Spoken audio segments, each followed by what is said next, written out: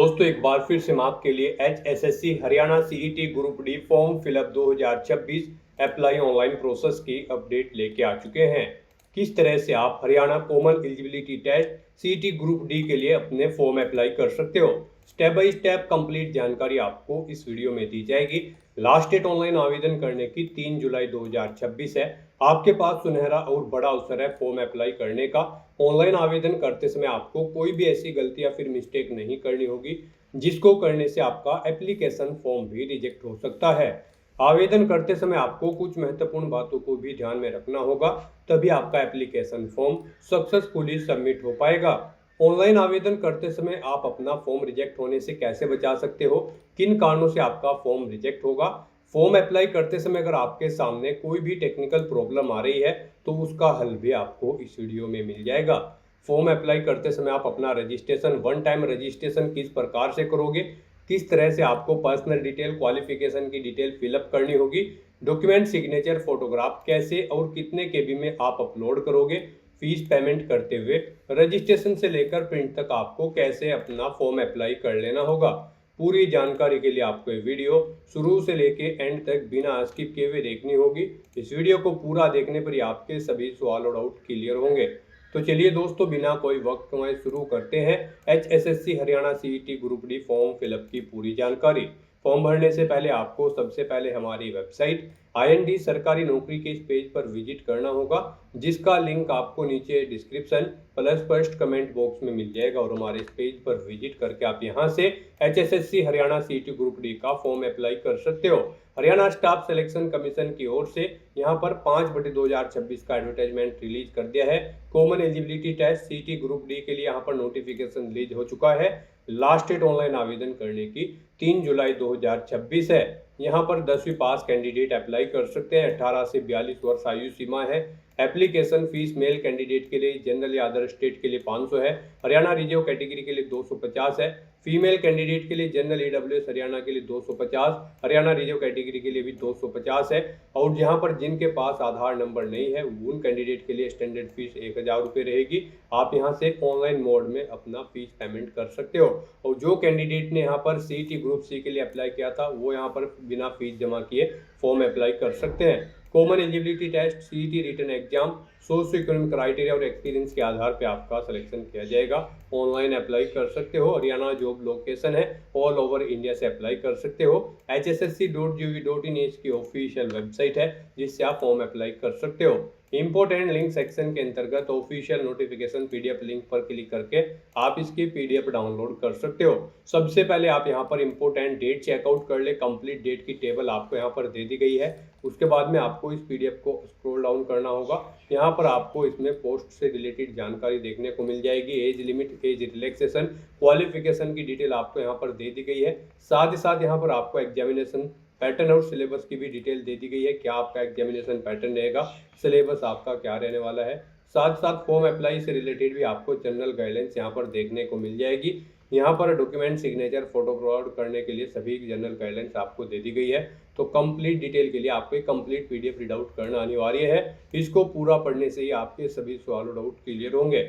PDF read out करने के बाद में आपको अप्लाई ऑनलाइन के इस लिंक पर क्लिक करना होगा तो आपके सामने ऑनलाइन आवेदन करने का ये ऑफिशियल पोर्टल ओपन हो जाएगा। गाइड यहाँ पर अगर आपने हरियाणा सीईटी ग्रुप सी 1/2025 के लिए भी अप्लाई कर रखा है तो आप बिना फीस जमा कराए हुए यहाँ पर लॉगिन करके इस एग्जाम या टेस्ट में पार्टिसिपेट करने के लिए अपने फॉर्म अप्लाई कर सकते हो। उसके लिए आपको यहाँ पर existing user of group C 1/2025 click here to register for group D 5/2026 के स्टेप पर क्लिक करना है। उसके बाद आपके सामने कुछ इस तरह से इंटरफेस ओपन होगा। यहाँ पर आपको अपना मोबाइल नंबर एंटर करना है, अपना पासवर्ड एंटर करना है, ये कैप्चा कोड यहाँ पर आपको एंटर करना है और उसके बाद लॉगिन की स्टेप पर क्लिक करते हुए लॉगिन करके अपना फॉर्म अप्लाई कर लेना है। और गाइज अगर आपने यहाँ पर HSSC CET ग्रुप डी के लिए पहले से अपना रजिस्ट्रेशन कर रखा है तो आपको यहाँ पर existing user for group D 5/2026 के स्टेप पर क्लिक करना है। उसके बाद आपके सामने लॉगिन का यही इंटरफेस ओपन होगा। यहाँ पर आपको अपना मोबाइल नंबर एंटर करना है, अपना पासवर्ड एंटर करना है, ये कैप्चा कोड यहाँ पर एंटर करना है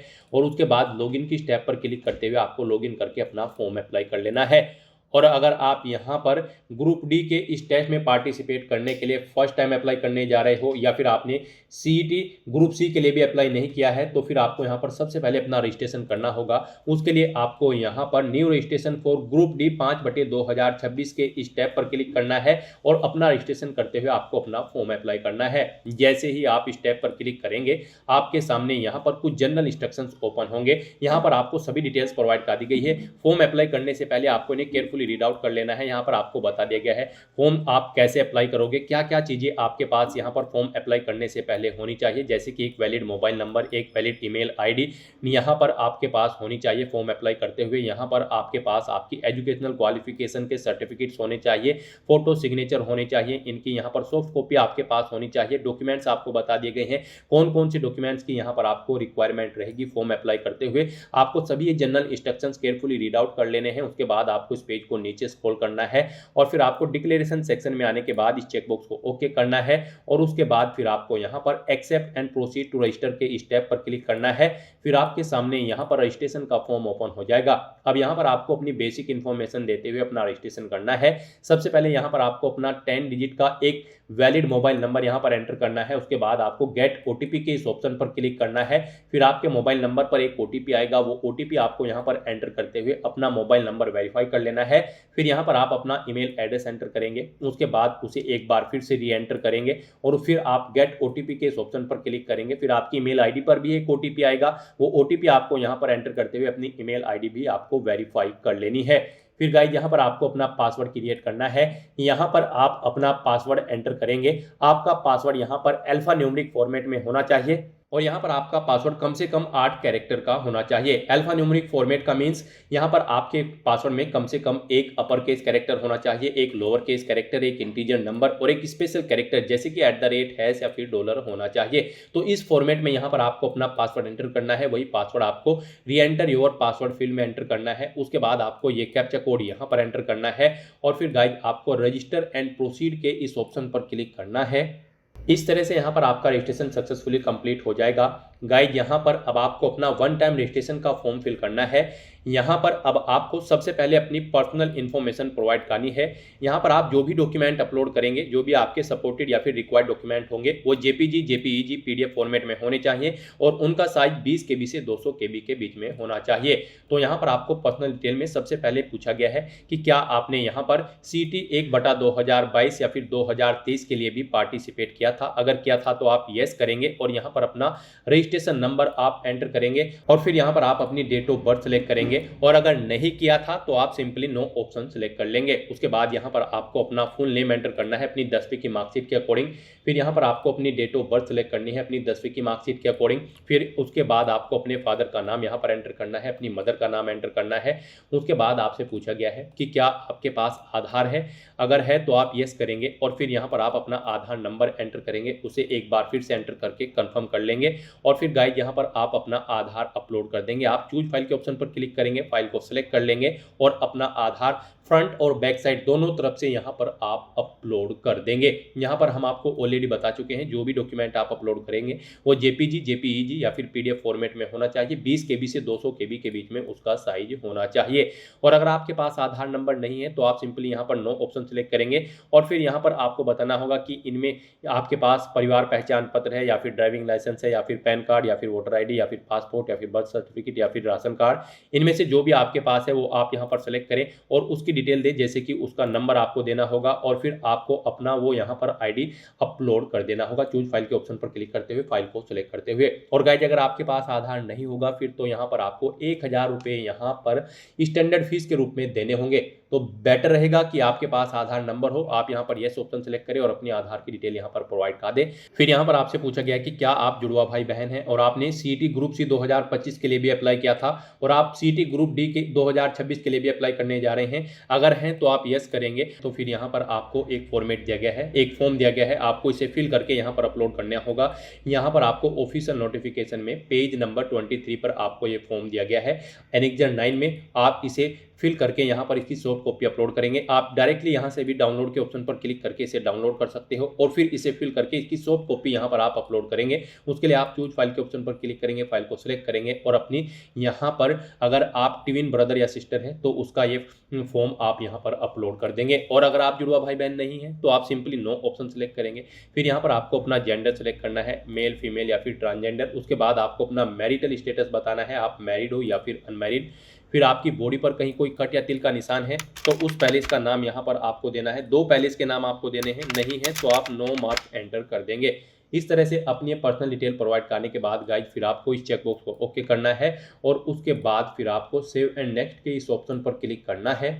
फिर यहाँ पर आपको अपने एड्रेस की इन्फॉर्मेशन देनी है। सबसे पहले यहाँ पर आप अपना कोरोस्पोंडेंस एड्रेस एंटर करेंगे। इसमें आपको सबसे पहले अपना स्टेट सेलेक्ट करना है, उसके बाद आपको अपना डिस्ट्रिक्ट सेलेक्ट कर लेना है। फिर आपको बताना है आप रूरल एरिया से है या फिर अर्बन एरिया से। फिर आपको अपना हाउस नंबर, स्ट्रीट नंबर या फिर विलेज का नाम एंटर करना है। अपना तहसील यहाँ पर आपको एंटर करना है, पोस्ट ऑफिस का नाम देना है, विलेज या सिटी का नाम देना है, अपना पिन कोड यहाँ पर आपको एंटर कर देना है। इस तरह से यहाँ पर आपको अपना कोरोस्पोंडेंस एड्रेस एंटर करना है। उसके बाद आपको अपना परमानेंट एड्रेस भी यहाँ पर सेम ऐसे ही एंटर कर देना है। और अगर आपका परमानेंट एड्रेस आपके कोरोस्पोंडेंस एड्रेस के अकॉर्डिंग सेम है तो बस गाइस यहाँ पर आप if permanent address is same as correspondence address में यस के इस रेडियो बटन पर क्लिक कर देंगे। ऑटोमेटिकली आपका परमानेंट एड्रेस आपके ऊपर दिए गए कोरोस्पोंडेंस एड्रेस के अकॉर्डिंग यहाँ पर फिल हो जाएगा। इस तरह से अपने एड्रेस की डिटेल प्रोवाइड करने के बाद फिर आपको यहाँ पर सेव एंड नेक्स्ट के इस ऑप्शन पर क्लिक करना है। फिर यहाँ पर आपको अपनी कैटेगरी की इन्फॉर्मेशन देनी है। यहाँ पर आपसे पूछा गया है कि क्या आपके पास हरियाणा का डोमिसाइल है या फिर बोनाफाइड रेजिडेंट सर्टिफिकेट है। अगर है तो आप येस करेंगे और उसकी डिटेल देंगे, नहीं है तो आप नो ऑप्शन सेलेक्ट कर लेंगे।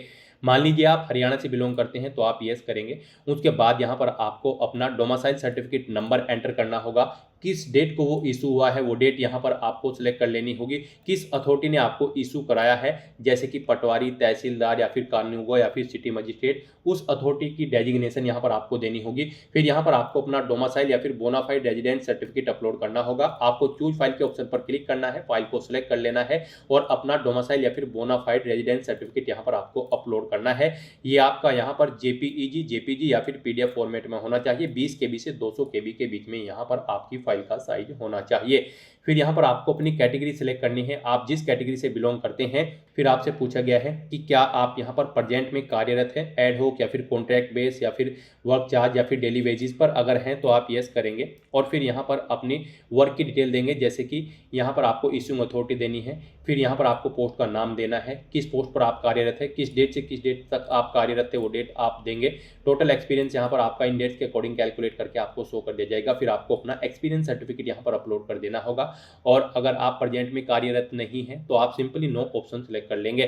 फिर आपसे पूछा गया कि क्या आप ई एक सर्विसमैन हैं या फिर आपकी फैमिली का कोई मेंबर ई एक सर्विसमैन है। अगर है तो आप यस करेंगे और उसकी डिटेल यहाँ पर आप प्रोवाइड करेंगे। यहाँ पर आपसे पूछा गया है कि क्या आप ऑलरेडी अवेल बेनिफिट्स लेना चाहते हैं ई एक सर्विसमैन या फैमिली मेंबर ऑफ ई एक सर्विसमैन के। अगर चाहते हैं तो यस करेंगे, फिर इस चेकबॉक्स को ओके करेंगे और फिर अब सब कैटेगरी सेलेक्ट करेंगे। यहाँ पर आप किस कैटेगरी के अंतर्गत सर्विसमैन थे, डेट ऑफ अपॉइंटमेंट यहाँ पर आप देंगे। और अगर आप यहाँ पर ये बेनिफिट्स नहीं लेना चाहते हैं तो आप सिंपली नो ऑप्शन सेलेक्ट करेंगे और फिर यहाँ पर आप अपनी सब कैटेगरी सेलेक्ट करेंगे। अपॉइंटमेंट की डेट आप सेलेक्ट करेंगे, किस डेट को आपने जॉब छोड़ी है वो डेट आप सेलेक्ट करेंगे। जॉब छोड़ने का कारण यहाँ पर आप देंगे, अपना सर्टिफिकेट देंगे या फिर डिस्चार्ज बुक नंबर यहाँ पर आप देंगे, किसने आपको ये सर्टिफिकेट इशू कराया है उस अथॉरिटी का नाम यहाँ पर आप देंगे। तो इस तरह से यहाँ पर आपको ये डिटेल देनी होगी अगर आप ई एक सर्विसमैन है या आपके कोई फैमिली का मेंबर ई एक सर्विसमैन है। और अगर नहीं है तो आप सिंपली यहाँ पर नो ऑप्शन सेलेक्ट कर लेंगे।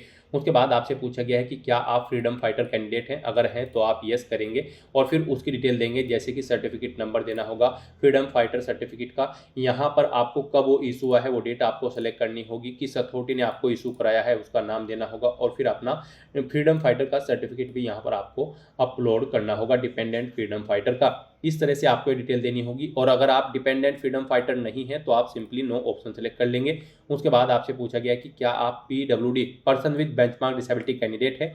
अगर हैं तो आप यस करेंगे और फिर यहाँ पर अपनी डिसेबिलिटी की डिटेल देंगे, जैसे कि डिसेबिलिटी का टाइप आप सेलेक्ट करेंगे, यहाँ पर उसकी परसेंटेज एंटर करेंगे, सर्टिफिकेट नंबर देंगे, अपना सर्टिफिकेट यहाँ पर आपको इशू अपलोड करना होगा, किस डेट को वो इशू हुआ है वो बताना होगा। आपको यहाँ पर स्क्राइब की जरूरत पड़ेगी या फिर नहीं, एग्जाम में इसकी डिटेल आपको देनी होगी। इस तरह से यहाँ पर आपको अपनी डिसेबिलिटी की डिटेल देनी है अगर आप PWD कैटेगरी कैंडिडेट हैं। और अगर नहीं है तो आप simply no option option select कर लेंगे। उसके बाद आपसे पूछा गया है कि क्या आप एलिजिबल स्पोर्ट पर्सन हैं, अगर हैं तो आप यस करेंगे। अपने सर्टिफिकेट का नंबर देंगे, किस डेट को वो इशू हुआ है वो डेट आप देंगे। यहाँ पर अथॉरिटी का नाम देंगे जिसने आपको इशू कराया है। यहाँ पर उसके बाद आपको बताना होगा किस ग्रेड के आप खिलाड़ी हैं। फिर आपको अपना स्पोर्ट्स सर्टिफिकेट यहाँ पर अपलोड कर देना होगा चूज फाइल के ऑप्शन पर क्लिक करते हुए, फाइल को सिलेक्ट करते हुए। और अगर आप स्पोर्ट पर्सन नहीं है तो आप सिंपली नो ऑप्शन सेलेक्ट करेंगे। फिर यहाँ पर आपसे पूछा गया है कि आपके अगेंस्ट कोई क्रिमिनल केस यहाँ पर फिल तो नहीं है, अगर है तो आप बताएं आपके खिलाफ कंप्लेंट फिल हुई है या फिर एफआईआर। अगर इनमें से कोई भी है तो आप उनकी डिटेल देंगे, नहीं है तो आप नो ऑप्शन सेलेक्ट कर लेंगे। इस तरह से अपनी डिटेल्स प्रोवाइड करने के बाद फिर आपको सेव एंड नेक्स्ट के इस ऑप्शन पर क्लिक करना है। नेक्स्ट यहाँ पर आपको अपनी एजुकेशनल क्वालिफिकेशन की डिटेल प्रोवाइड करनी है। गाइस यहाँ पर हरियाणा सीईटी ग्रुप डी के इस टेस्ट में पार्टिसिपेट करने के लिए आपका कम से कम 10वीं क्लास पास आउट होना जरूरी है और आपके पास हिंदी या संस्कृत एक सब्जेक्ट के तौर पर होना अनिवार्य है। और अगर आप 10वीं क्लास इसी साल कर रहे हैं तो भी आप एलिजिबल हैं, अप्लाई कर सकते हैं। तो यहाँ पर आपको बताना है कि आप यहाँ पर इनमें से क्या चीज़ कर रहे हैं। यहाँ पर अगर आप 10वीं क्लास कंप्लीट कर चुके हो तो आप यहाँ पर फर्स्ट ऑप्शन पर क्लिक करेंगे इस रेडियो बटन पर और आप अपनी 10वीं क्लास की डिटेल देंगे। और अगर आप इसी साल कर रहे हैं तो आप इस सेकंड ऑप्शन पर क्लिक करेंगे। और अगर आपके पास कोई हायर एजुकेशनल क्वालिफिकेशन है, आपने उसे कंप्लीट कर ली है, तो आप यहाँ पर ये थर्ड ऑप्शन सेलेक्ट करेंगे। और अगर आप हायर क्वालिफिकेशन कर रहे हैं और आपके पास हिंदी एक सब्जेक्ट के तौर पर है तो यहाँ पर आप फोर्थ रेडियो बटन पर क्लिक करेंगे और अपनी क्वालिफिकेशन की डिटेल प्रोवाइड कराएंगे। मान लीजिए आपने 10वीं क्लास कंप्लीट की है और आपके पास हिंदी या संस्कृत एक सब्जेक्ट के तौर पर है तो आप फर्स्ट ऑप्शन सेलेक्ट करेंगे और यहाँ पर अपनी 10वीं क्लास की डिटेल प्रोवाइड कराएंगे। यहाँ पर सबसे पहले आपको बताना है बोर्ड का नाम, किस बोर्ड से यहाँ पर आपने अपनी 10वीं क्लास पास आउट की है, किस स्ट्रीम में आपके पास पास आउट की है, आपके पास हिंदी थी या फिर संस्कृत। 10वीं में आप अपने अकॉर्डिंग ऑप्शन सेलेक्ट करेंगे, पासिंग ईयर यहाँ पर आप सेलेक्ट करेंगे। उसके बाद आपको अपनी 10वीं का रोल नंबर यहाँ पर एंटर करना है। फिर यहाँ पर आपको अपनी मार्क्स की परसेंटेज एंटर कर देनी है, कितने % मार्क्स आपने 10वीं में ऑब्टेन किए हैं। फिर यहाँ पर आपको अपनी 10वीं क्लास का मार्कशीट या फिर सर्टिफिकेट अपलोड करना है। आपको चूज फाइल के ऑप्शन पर क्लिक करना है, फाइल को सेलेक्ट कर लेना है और अपनी 10वीं क्लास का सर्टिफिकेट या मार्कशीट आपको अपलोड कर देनी है। गाइस यहाँ पर आपके जो भी ये डॉक्यूमेंट अपलोड होंगे वो यहाँ पर आपको एक PDF फॉर्मेट फाइल में अपलोड करने हैं। यहाँ पर आपको एक PDF फाइल क्रिएट करनी है और अपने सभी डॉक्यूमेंट आपको एक ही सिंगल PDF में यहाँ पर रेडी करके उसे आपको अपलोड करना है। इसका साइज यहाँ पर 5 MB से कम होना चाहिए। तो यहाँ पर अब आपको चूज फाइल के ऑप्शन पर क्लिक करते हुए अपनी 10वीं क्लास की मार्कशीट या फिर रिजल्ट अपलोड कर देना है या फिर सर्टिफिकेट। और उसके बाद अगर आपने कोई हायर क्वालिफिकेशन कर रखी है, हायर एजुकेशन जैसे कि 12वीं ITI, डिप्लोमा, ग्रेजुएशन या पोस्ट ग्रेजुएशन, तो उसकी डिटेल भी यहाँ पर आप सेम ऐसे ही प्रोवाइड कर सकते हैं। इसके अलावा भी अगर आपके पास कोई और क्वालिफिकेशन है तो आप क्लिक है to enter any other educational certificate के ऑप्शन पर क्लिक करेंगे। आपके सामने यहाँ पर ये एक और कॉलम शो हो जाएगा और इसमें आप अपनी क्वालिफिकेशन की डिटेल प्रोवाइड कर सकते हैं। इसके अलावा और क्वालिफिकेशन है तो आप ऐड अनदर अदर सर्टिफिकेट के ऑप्शन पर क्लिक करेंगे। सेम ऐसा ही एक और सेक्शन यहाँ पर शो होगा और उसमें आप अपने क्वालिफिकेशन की डिटेल प्रोवाइड कर दें। इस तरह से यहाँ पर आपको अपनी क्वालिफिकेशन की डिटेल प्रोवाइड करनी है। यहाँ पर जब आप अपनी 10वीं क्लास की डिटेल फिल करेंगे या फिर कोई अन्य डिटेल फिल करेंगे तो उसमें यहाँ पर आपको कुछ चीज़ें री एंटर करनी होंगी, जैसे कि यहाँ पर आपको अपना नाम अपनी 10वीं मार्कशीट के अकॉर्डिंग री एंटर करना होगा। आप अपना नाम यहाँ पर एंटर करेंगे, अपनी डेट ऑफ बर्थ आप यहाँ पर सेलेक्ट करेंगे। इस तरह से यहाँ पर आपको डिटेल देनी होगी। तो यहाँ पर अपनी क्वालिफिकेशन की डिटेल इस तरह से फिल करने के बाद फिर आपको सेव एंड नेक्स्ट के इस ऑप्शन पर क्लिक करना है। नेक्स्ट यहाँ पर आपको अपना फोटो और सिग्नेचर अपलोड करने हैं। इनके लिए आपको गाइडलाइन दी गई है। यहाँ पर आपका फोटो और सिग्नेचर 20 KB से 200 KB के बीच में होने चाहिए। JPG या फिर JPEG फॉर्मेट में आपके फोटो और सिग्नेचर होने चाहिए। गाइड यहाँ पर आपको दी गई गाइडलाइन के अकॉर्डिंग अपने ये डॉक्यूमेंट अपलोड करने हैं, फोटो और सिग्नेचर, अदरवाइज आपका फॉर्म रिजेक्ट हो सकता है। यहाँ पर अगर आपके फोटो या सिग्नेचर का साइज कम या ज़्यादा है तो उसके लिए आपको गूगल पर जाना है, इमेज रिसाइजर टाइप करना है, मल्टीपल ऑनलाइन वेबसाइट ओपन होगी, कोई भी वेबसाइट आप ओपन कर ले और वहाँ पे आप जिस भी फाइल का साइज दी गई गाइडलाइन के अकॉर्डिंग सेट करना चाहते हैं उस फाइल को अपलोड करें, उसका साइज सेट करें और वहाँ से उसे डाउनलोड करके फिर यहाँ पर आप अपलोड कर दें। अपना फोटो और सिग्नेचर अपलोड करने के लिए आपको चूज फाइल के ऑप्शन पर क्लिक करना है, फाइल को सेलेक्ट कर लेना है और 1 by 1 करके आपको अपना फोटो और सिग्नेचर यहाँ पर अपलोड कर देने हैं। उसके बाद आपको यहाँ पर एनेक्जर 8 डाउनलोड करके उसे अपलोड करना है। यहाँ पर आप डाउनलोड एनेक्जर 8 के इस लिंक पर क्लिक करेंगे, आपके सामने ये यहाँ पर फॉर्म ओपन हो जाएगा। इसमें आपको अपनी डिटेल्स फिल करनी है और फिर इसकी एक सॉफ्ट कॉपी यहाँ पर आपको अपलोड करनी है। यहाँ पर आपको अपना नाम देना है, अपने फादर का नाम, और यहाँ पर आपसे पूछा गया है सिंपली कि क्या यहाँ पर आप मल्टीपल टाइम्स तो इस टेस्ट के लिए अप्लाई नहीं कर रहे हैं, आपने सभी डिटेल्स केयरफुली रीड कर ली हैं, आप खुद से यहाँ पर इसके रेस्पॉन्सिबल होंगे। अगर आपका फॉर्म कैंसिल हो जाता है तो ये डिटेल्स यहाँ पर आपको फिल करनी है और यहाँ पर फिर आपको इसे अपलोड करना है, इसकी सॉफ्ट कॉपी को। यहाँ पर भी आप चूज फाइल के ऑप्शन पर क्लिक करेंगे, फाइल को सिलेक्ट करेंगे और अपना एनेक्सर 8 यहाँ पर आप फिल करके उसे अपलोड कर देंगे। इस तरह से यहाँ पर अपने डॉक्यूमेंट अपलोड करने के बाद फिर आपको इस चेकबॉक्स को ओके करना है और उसके बाद गाइस सेव एंड नेक्स्ट के इस ऑप्शन पर क्लिक करना है। नेक्स्ट यहाँ पर आपको आपके वन टाइम रजिस्ट्रेशन फॉर्म का पूरा प्रीव्यू शो कर दिया गया है। आपको सभी डिटेल्स केयरफुली चेकआउट करनी है, इस पेज को नीचे स्क्रॉल डाउन करना है। कहीं पर कोई मिस्टेक है तो आप click here to edit your CET-D 2026 application form के स्टेप पर क्लिक करके एडिट कर सकते हैं। और अगर सभी चीज़ें ओके हैं तो बस गाइस यहाँ पर अब आपको अपना फोटो वेरीफाई करना है, अपने सिग्नेचर आपको वेरीफाई कर लेने हैं और बाकी के डॉक्यूमेंट जैसे कि आपका आधार, डोमिसाइल सर्टिफिकेट, 10वीं का सर्टिफिकेट, ये भी आपको आई हैव वेरीफाइड के इन ऑप्शन पर क्लिक करते हुए वेरीफाइड कर लेने हैं। उसके बाद आपसे पूछा गया है कि क्या आपने अपना ये फॉर्म खुद से भरा है, स्वयं भरा है, तो यहाँ पर आपको येस ऑप्शन सेलेक्ट करना है। यहाँ पर आपको ये फॉर्म अपना खुद भरना है तो यहाँ पर आप येस के इस ऑप्शन पर क्लिक करेंगे। उसके बाद आप इस चेकबॉक्स को ओके करेंगे और फिर गाइस आप submit your CET-D 2026 application form की स्टेप पर क्लिक कर देंगे। फिर यहाँ पर गाइज आपको अपना आधार वेरीफाई करना है, वेरीफाई आधार के ऑप्शन पर क्लिक करते हुए। और अगर परिवार पहचान पत्र आपके पास है तो आप वेरीफाई PPP के इस ऑप्शन पर क्लिक करके अपना परिवार पहचान पत्र वेरीफाई कर सकते हैं। गाइज यहाँ पर अगर आपके पास ये डॉक्यूमेंट नहीं होंगे तो फिर यहाँ पर आपको 1000 रुपये स्टैंडर्ड फीस के तौर पर यहाँ पर आपको जमा कराने होंगे।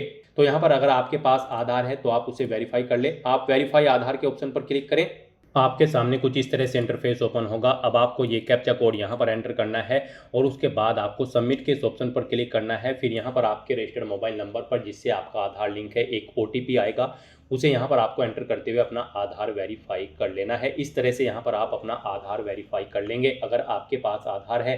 और अगर आपके पास परिवार पहचान पत्र है तो आप इसे भी सेम ऐसे ही यहाँ पर वेरीफाई कर लेंगे। और गाइज अगर आपके पास आधार या ये परिवार पहचान पत्र नहीं है तो बस आप इस चेकबॉक्स को ओके करेंगे। फिर आपको यहाँ पर 1000 रुपये स्टैंडर्ड फीस के रूप में जमा कराने होंगे। तो आप इस चेकबॉक्स को ओके करें और उसके बाद फिर आप यहाँ पर कंटिन्यू टू पे के इस ऑप्शन पर क्लिक कर दें। तो यहाँ पर अब आपको अपना फीस पेमेंट करना है ऑनलाइन मोड में। यहाँ पर आपको आपकी कैटेगरी के अकॉर्डिंग एप्लीकेशन फीस का अमाउंट देखने को मिल जाएगा। गाइस यहाँ पर अगर आप जनरल कैटेगरी कैंडिडेट हैं या फिर हरियाणा से अलग स्टेट से हैं तो फिर आपको 500 रुपये जमा कराने होंगे फीस के रूप में अगर आप मेल कैंडिडेट हैं। और अगर आप हरियाणा के रिजर्व कैटेगरी कैंडिडेट हैं, मेल कैंडिडेट, तो आपको 250 रुपये जमा कराने हैं। फीमेल कैंडिडेट की अगर बात करें तो फीमेल जनरल या फिर EWS हरियाणा कैंडिडेट के लिए भी 250 रुपये फीस है। हरियाणा के रिजर्व कैटेगरी कैंडिडेट के लिए भी 250 रुपये फीस है। यहाँ पर अगर आपके पास परिवार पहचान पत्र या फिर आधार नहीं है तो फिर आपको 1000 रुपये स्टैंडर्ड फीस के रूप में यहाँ पर जमा कराने होंगे। ये फीस का अमाउंट आप debit card, credit card, net banking या फिर UPI के माध्यम से जमा करा सकते हो। तो यहाँ पर आपको आपके अकॉर्डिंग आपने पीछे जो डिटेल प्रोवाइड कराई है उसके अकॉर्डिंग यहाँ पर आपको आपकी एप्लीकेशन फीस का अमाउंट देखने को मिल जाएगा। अब आपको ये फीस पेमेंट करना है। उसके लिए गाइड अब आपको यहाँ पर कंटिन्यू के इस टैब पर क्लिक करना है। नेक्स्ट आपके सामने फीस पेमेंट का ये इंटरफेस ओपन होगा। गाइड यहाँ पर आप debit card, credit card, net banking या फिर NEFT, RTGS या फिर UPI के माध्यम से अपना फीस पेमेंट कर सकते हो। यहाँ पर आपके लिए सबसे बेस्ट और इजी ऑप्शन UPI का रहेगा। तो आप UPI के इस ऑप्शन पर क्लिक करें, फिर आपके सामने ये QR कोड शो होगा। आप इसे अपने UPI से स्कैन करें और अपना फीस पेमेंट कर दें। सक्सेसफुली फीस पेमेंट करते ही यहाँ पर आपके एप्लीकेशन फॉर्म की सभी टास्क कंप्लीट हो जाएगी, आपका फॉर्म सक्सेसफुली सबमिट हो जाएगा। फिर आपको अपने एप्लीकेशन फॉर्म का एक हार्ड कॉपी या फिर सॉफ्ट कॉपी प्रिंट आउट ले लेना है फ्यूचर यूज के लिए, फ्यूचर रेफरेंस के लिए। तो दोस्तों ऐसे आप हरियाणा CET ग्रुप D के इस टेस्ट में पार्टिसिपेट करने के लिए अपने फॉर्म अप्लाई कर सकते हो बिना कोई मिस्टेक किए हुए। आज की इस वीडियो में बस इतना ही। आई होप ये वीडियो आपको पसंद आई होगी। अगर पसंद आई हो तो इसे लाइक और शेयर करें। चैनल पर नए हो तो इसे सब्सक्राइब कर लें। Thanks for watching.